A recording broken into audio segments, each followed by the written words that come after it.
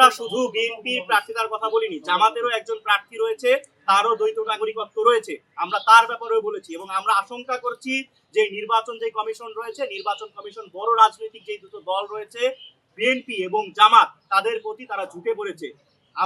আমরা চাই যে নির্বাচন কমিশন রয়েছে এবং বাংলাদেশের রাষ্ট্রীয় প্রতিষ্ঠানগুলো কোনো রাজনৈতিক দলের হয়ে তারা কাজ করবে না, তারা দেশের হয়ে কাজ করবে, রাষ্ট্রের হয়ে কাজ করবে, রাষ্ট্রের জন্য যেটা কল্যাণকর তারা সেই কাজটাই করবে, কোনো রাজনৈতিক দলকে সুবিধা দেওয়ার জন্য কাজ করবে না। জি জি, জনাব মইনুল ইসলাম, আমার প্রশ্ন আপনার কাছে। আমি জারিফ হাসান, আমি দুর্বীন নিউজে কাজ করছি।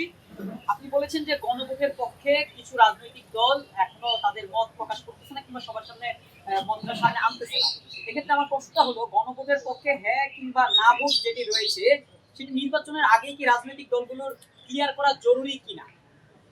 দেখেন, এটা আমরা মনে করি জুলাই গণঅভ্যুত্থানের পরে এখন যারা রাজনীতি করছে বা নির্বাচনে যারা অংশগ্রহণ করছে তারা কিন্তু জুলাই গণঅভ্যুত্থানের পক্ষের শক্তি এবং এই 2000 শহীদ এবং হাজার হাজার আহতদের প্রতি তাদের এক ধরনের দায়বদ্ধতা আছে।